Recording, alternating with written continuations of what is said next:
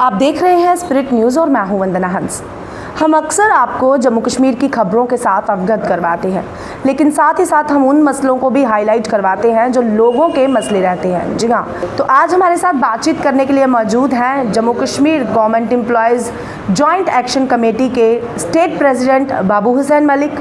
चलिए इनसे बातचीत करते हैं कि किस तरह से ये लोगों के मुद्दों को उठाते हैं और किस तरह से सरकार तक पहुंचाते हैं और किस तरह से इस बात को सरकार लेती है। सर, सबसे पहले आपका बहुत बहुत स्वागत। थैंक यू जी। सबसे पहले मैं आपका मीडिया का तहे दिल के साथ शुक्रिया अदा करता हूं, क्योंकि हर वक्त आप हमारी बात को सरकार तक पहुंचाने की कोशिश करते हैं और हमारे इशू को उभारने की कोशिश करते हैं। सबसे जो अहम मुद्दा है वो जम्मू कश्मीर के अंदर जो 1 लाख से ज़ायद जो कैजुअल लेबर डेली वेजर यहाँ लगाए हुए हैं। यहाँ जम्मू कश्मीर के अंदर जितनी सरकारें आई हैं उन्होंने इनके साथ बड़ा इंजस्टिस किया है। जी।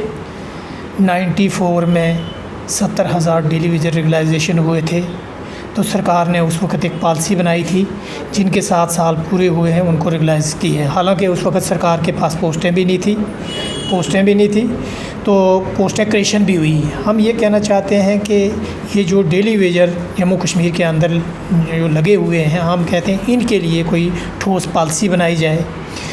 बहुत सारे डिपार्टमेंटों में जो डेली वेजर जो काम करते हैं वो 2-2 साल हो चुका है, वो सैलरी से महरूम है, सैलरी उनको नहीं मिली। हम ये कहना चाहते हैं अगर वो काम करते हैं तो सैलरी उनको क्यों नहीं दी जा रही। और इस कोविड-19 को लेके पूरा जो वर्ल्ड जो है वो जूझ रहा है, तो 3-4 महीने से जो है पूरा सिस्टम जो बंद है, तो वो लोग अपने फैमिली की लुक आफ्टर कैसे करेंगे, अपने फैमिली को कैसे पालेंगे जिनको 2-2 साल सैलरी नहीं मिली। हम ये कहना चाहते हैं कि डेली वेजरों का मुद्दा जो है वो सरकार को प्रायोरिटी बेसिस पे हल होना चाहिए। इसके साथ अनामली जो क्लरिकल कैडर की है, 15 कैडर की अनामली जो सरकार ने दूर की है, हम ये कहना चाहते हैं कि उनको सरकार ने 1/1/1996 से नोशनली और मॉनिटरी 19/2/2000 से इफेक्ट दिया है। हमारी भी क्लरिकल की ये डिमांड है कि ये जो नोशनली जो है और मॉनिटरी जो है ये इफेक्ट दिया जाए। इसके साथ 2018 में जो सरकार ने SRO 333 निकाला था, इसमें भी 2 इंक्रीमेंट हैं। जो junior assistant senior assistant state training qualify करता था वो भी इन्होंने विड्रा की है। हम ये कहना चाहते हैं कि वो 2 इंक्रीमेंटें भी रिस्टोर की जाएँ। नॉन काउंट एम्प्लॉइज़ के जो है इनका इशू है SRO 160 एंड SRO 272 है। हम कहते हैं कि प्रमोशन वेन्यू के लिए इनको भी लागू किया जाए। रेगुलाइजेशन ऑफ NHRM में खिदमत centre, home guards, Asha workers, anganwadi workers and helpers, contractual teacher and lecturers, SPOs, रैबर खेल, रैबर ज़राअत, रैबर जंगलात, ये डिफरेंट डिपार्टमेंट में जो लोग काफ़ी टाइम से लगे हुए हैं और कुछों को जो है इन्होंने टर्मिनेट किया। जैसे कंट्रक्चुअल टीचर और लेक्चरर जो पिछले 3 सालों में प्रेस क्लब के अंदर और यहाँ श्रीनगर में प्रताप पार्क में काफ़ी प्रोटेस्ट किया, लेकिन सरकार ने कोई भी अभी तक उनकी बात नहीं सुनी। पढ़ लिख के वो तो अभी अपने घरों में बैठे हुए हैं। हम ये कहना चाहते हैं कि इनके लिए भी मैं आपसे एक सवाल करना चाहूँगी। जिस तरह से बात की जाए एम्प्लॉयज़ की या जॉब्स की, तो अभी 10,000 नौकरियां भी आई हैं, तो जो लोग ये पहले से ही हैं इनको टर्मिनेट कर नए बंदों को रखना किस हद तक सही है, किस तरह आप इस बात को लेते हैं? मेरा कहने का ये मतलब है कि सबसे पहले जो लोग ऑलरेडी जो लगे हुए हैं, सरकार ने जो टर्मिनेट किए हैं, हम कहते हैं इनको रिंगेज किया जाए। ये पढ़ लिख के इतनी क्वालिफ़िकेशन हासिल करने के बावजूद भी आज अपने घरों में बैठे हुए हैं, तो हम कहते हैं कि इनके लिए सरकार जितनी भी पोस्टें वैकेंट पोस्टें हैं या एडवर्टाइजमेंट करने सरकार जा रही है, सबसे पहले जो है इनको एडजस्ट करने चाहिए। पिछले 10 सालों में इन्होंने कहा था कि हमारे पास जो है 1 लाख से जो है ज़्यादा पोस्टें जो हैं, जो लोग पिछले 10 सालों में रिटायर हुए हैं, लेकिन अभी तक सरकार ने वो जो 1 लाख पोस्ट है वो भी इनके पास वैकेंट पड़ी हुई है। हम ये कहना चाहते हैं कि ये जितने लोग हैं जो जिन लोगों को निकाला है, या हम कहते हैं कि सबसे पहले इनको एडजस्ट किया जाए। इसके साथ 5 डे वीक स्टेट पैटर्न की तरह हम ये डिमांड करते हैं कि बाहर के मुलाजम जो 4.5 लाख मुलाजम बाहर का है, इनको भी स्टेट के पैटर्न की तरह 5 डे वीक होना चाहिए। SRO 24 को लेके हम चलते हैं हम कि पिछले जो है 3 महीने से जो वो हड़ताल पर बैठे हुए हैं। हालांकि उन्होंने 5 और 10 रुपये पर बूट पॉलिश का काम किया है, 5 और 10 रुपये में चाय का कप भी उन्होंने बेचा है। ये कितने बड़े दुख की बात है कि पढ़ लिख के हमारे जो यंग लोग हैं वो आज किस चाय का काम और बूट पॉलिश का काम सरकार उनके लिए कर रही है। और इस कोविड-19 को आज तक कोई भी के यूटी की सरकार में से कोई भी आदमी उनकी खबर लेने के लिए नहीं गया। हम ये कहना चाहते हैं कि इनको भी दोबारा री इंगेज किया जाए। एक तरफ सरकार अगर रिटायरी लोगों को, जो चाहे वो डॉक्टर है या प्रोफेसर है, उनको री इंगेज कर रहे हैं और 1 लाख रुपया उनको सैलरी दे रहे हैं, तो फिर इनको टर्मिनेट करने की क्या ज़रूरत है। अगर सरकार इनको 12-12, 15-15 हज़ार रुपया सैलरी देती है तो सबसे पहले तो इनको एडजस्ट किया जाए इन लोगों को जी। इसके साथ डीए जो है वो जो सरकार ने जो फ्रीज़ किया है, हमारी ये डिमांड है कि डीए को भी रिलीज़ किया जाए। SRO 202 जो सरकार ने रिवोक भी किया है, हमारी ये डिमांड है कि इसको कंप्लीट इसको रिवोक किया जाए। तो मिनिमम वेजेस एक्ट इन्होंने कहा था कि जम्मू कश्मीर के अंदर जो है यूटी यहाँ हम जब भी बनेगा तो हम इसको अप्रैल में लागू करेंगे, लेकिन अभी तक यहाँ मिनिमम वेजेस एक्ट पॉलिसी भी जम्मू कश्मीर के अंदर लागू नहीं किया गया। हम ये भी डिमांड करते हैं कि जम्मू कश्मीर में भी मिनिमम वेजेस पॉलिसी जो एक्ट जो है वो लागू किया जाए। DPC जो है डिफरेंट डिपार्टमेंट में, यहाँ सरकार का ये आर्डर है, सरकार ने ये आर्डर किया है कि आफ्टर 6 मंथ्स जो है DPC होनी चाहिए, साल में 2 बार होनी चाहिए, लेकिन यहाँ 3-3, 4-4 साल तक DPC नहीं होती। हम कहते हैं कि ये DPC भी टाइम पर होनी चाहिए।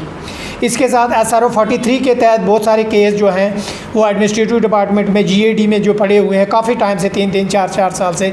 एक फैमिली का हेड की जो है मौत हो जाती है, उसके बाद जो है उसकी फैमिली वो कैसे वो सर्कल चलेगा। हम कहते हैं कि इमीडिएटली जितने भी पेंडिंग केसेस जो हैं वो पड़े, चाहे GAD में है या जस्ट फाइनेंस में है, हम ये कहना चाहते हैं कि इमीडिएटली जो है इनके आर्डर जो है वो किए जाएँ ताकि इन लोगों को कोई परेशानी नहीं आए। इसके साथ 4G जो यहाँ जम्मू कश्मीर के अंदर जो पिछले 1 साल से जो सरकार ने जो है बंद की है, 2G जो यहाँ चल रहा है, हम ये डिमांड करते हैं कि अगर सरकार हमारे 4G के पैसे लेती है तो 2G को क्यों यहाँ लागू किया है। और वो बहुत सारी प्रॉब्लम है यहाँ आ रही है। ऑनलाइन जो क्लासेस जो सरकार ने लगाई हैं वो भी टोटली फेल हो चुके हैं। हम कहते हैं कि यहाँ प्राइम मिनिस्टर साहब और होम मिनिस्टर साहब और जम्मू कश्मीर के लेफ्टिनेंट गवर्नर साहब मनोज साहब से हम अपील करते हैं कि 4G को जो है रिस्टोर किया जाए। तो इसके साथ 12 वाउचर जो सरकार ने बनाए हैं, चाहे वो PHE में है या दूसरे डिपार्टमेंट में है या PDD डिपार्टमेंट में जो काम करते हैं, उनमें SRO जो है 381 जो सरकार ने लगाया है। हम इसके बहुत सारे लोगों की जो है NIC भी हो रही है, लेकिन वो भी 2-2 साल से उनको सैलरी नहीं मिल रही। हम कहते हैं कि उनको भी SRO 381 के तहत जो है उनकी सैलरी भी 370 ख़त्म हुई थी और UT बनने की बात आई थी, तो धारा 370 और 35A के बाद कहा गया था कि यहाँ पर काफ़ी कुछ बदलेगा। क्या लगता है कि पहले के मुताबिक अभी कुछ बदला है इन सब बातों में जो आपने गवर्नमेंट के सामने रखी हैं, जनता के सामने रखी हैं? देखो, अभी तक जो मसले जो हैं वो एम्प्लॉइज़ के वो सेटल नहीं हुए, क्योंकि हमने काफ़ी बार कोशिश की हमने के लेफ्टिनेंट गवर्नर साहब के मिलने की, लेकिन उन्होंने अपना जो पहले लेफ्टिनेंट गवर्नर साहब थे उस वक्त भी उन्होंने हमारी बात को नहीं सुना। हमारी इवन कि हमने अपॉइंटमेंट लेटर भी 2-3 बार छेड़ी, लेकिन हमें टाइम नहीं मिला मिलने का। हम ये कहना चाहते हैं कि ये इशू जो हैं ये टेबल पर बैठ के सेटल हो जाते हैं, वो हमसे बैठ के बात करें, डिस्कस करें। ये जितने मुद्दे जो हैं ये सेटल हो सकते हैं। तो ये जितने इसके साथ सैलरी जो है एम्प्लॉय सिमट डिपार्टमेंट में काम करने वाले जो मुलाजम हैं, पिछले 17 महीने से उनको सैलरी नहीं मिली।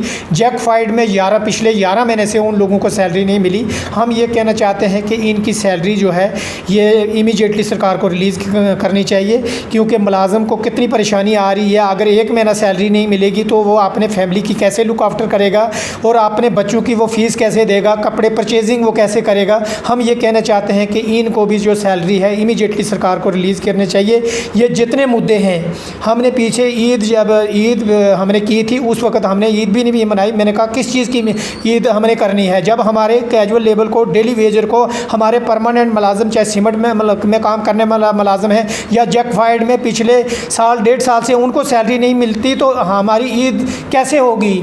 ये तभी होगी जब पैसा मिलेगा, पैसा उनकी जेब में होगा, वो परचेजिंग करेंगे, कपड़े ख़रीद सकते हैं, अपने फैमिली की लुक आफ्टर कर सकते हैं। तो वो कैसे करेंगे? हम ये यहाँ के लेफ्टिनेंट गवर्नर साहब से अपील करते हैं और हम उनका वेलकम भी करते हैं कि जो जम्मू कश्मीर में उन्होंने जो लेफ्टिनेंट गवर्नर का चार्ज संभाला है, हम उनसे हुम्बर रिक्वेस्ट करते हैं कि ये मुलाजमों के जितने जो डिमांड्स हैं ये इनको प्रायोरिटी बेसिस पे हल होना चाहिए और मुलाजमों को उससे बैठ के और मुलाजमों के लीडरों से बैठ के इन इशू को जो है वो सेटल करना चाहिए।